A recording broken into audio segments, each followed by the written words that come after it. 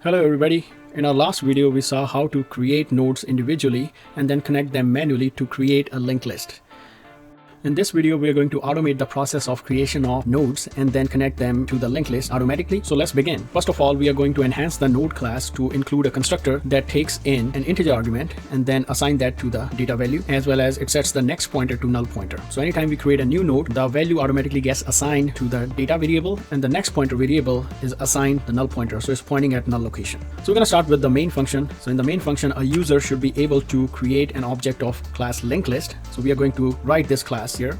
So as an empty linked list, the only thing that a linked list has is a pointer variable is called head, which in the beginning will be pointing at the garbage location. And in the main function, when this constructor is called, this is where we're going to set the head pointer to null pointer. This part will execute and it's going to call this constructor, and where head will be assigned the value null pointer. So head is now pointing at a null location. Next, we call a function InsertAtHead with the value 20, the value we want to put in the linked list. So we are going to write this function here, InsertAtHead. So anytime we are to insert data in the linked list, the very first step is to create a node and put data in that node. So we are going to create the node how we did it in our last video. So this is the first statement that will execute, and it's going to create a pointer variable of type node pointer, and in the beginning it's going to contain the garbage value, and then the right side of this statement will execute a constructor for the node class will be called. So it's going to go here. The x value is currently 20. This is the value we're trying to pass, and that 20 will be assigned to the variable data, and the next pointer will be set to null pointer.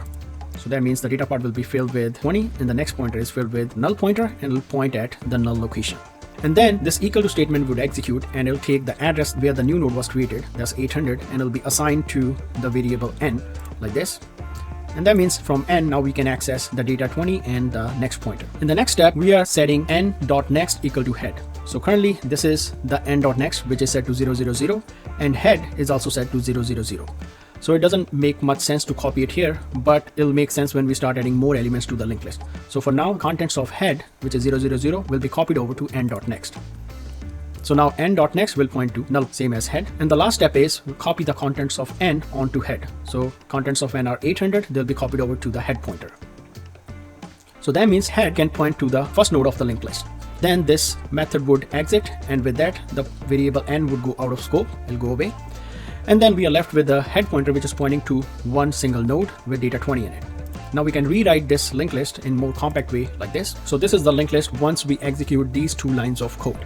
Now let's add another element. So we're going to make another function call to InsertAtHead with data 15 in it. Again, the process would continue at InsertAtHead function with access value being 15. The left side of the statement would execute and it's going to create a pointer variable n with initially garbage value into it. Then the right side of the statement would execute by passing 15 to the constructor node. It's going to go there. It's going to create a brand new node. And let's say the node gets created at location 400. And then the 15 will be assigned to the variable data and the null pointer will be assigned to next like this. So that the next is pointing to null. And then because of the assignment operator, this address 400 will be passed on to the pointer variable n. And now we can access 15 and next using this variable n. In the next step, we're going to set n.next equal to head. So initially both of these values were 000, but now it's going to make a difference because currently n.next is 0, but head is pointing at some memory location. So now we're going to take this value 800 and put it at this location. So with that, this pointing to null is no longer valid, and in fact it's pointing to the first node in the linked list. In the next statement, we're going to copy the contents of n over to head. So this 400 will go and replace the current value in the head. And that means head is now no longer pointing to the old memory location, but because it contains 400, it's going to point at new node that we created. And then the function would exit, and with that, the pointer variable n will go out of scope. And then we are left with a pointer head, which is pointing to the first node, and which in turn is pointing to the second node. And we can rewrite this linked list like this. So let's add another element to the linked list. We're going to add data 10 by calling the same function InsertAtHead. Again, the same process would follow. We are creating a pointer variable n of type node pointer, and then the right side of the statement would execute and it's going to create a brand new node, put data 10 and null pointer in it. And then because of the assignment operator, this 500 will be assigned to the pointer variable n. And that means we can go to the memory location and print data. Then the next statement would execute. n.next will be set to the contents of head. So these 400 will be copied over here. And that means now we can point to the old head of the linked list. And in the last statement, head equal to n, we're going to take the contents of n and assign them to head. So now the head pointer is no longer pointing to the old location of 400, but the new location of 500. And then function would exit, and with that n will go out of scope, and we are left with this. And we can rewrite this as this. And now we have a linked list with 3 nodes with data 10, 15, and 20. let's add one more value 5 to the linked list by calling the same function InsertAtHead. Again, we start with node pointer n. We are creating a brand new node, putting data 5 and null pointer in it. And then because of the assignment operator, this value will be assigned here. And now we have a node that's being pointed by the pointer variable n. In the next statement, n.next equal to head, we're going to take the contents of head and put them in the n.next.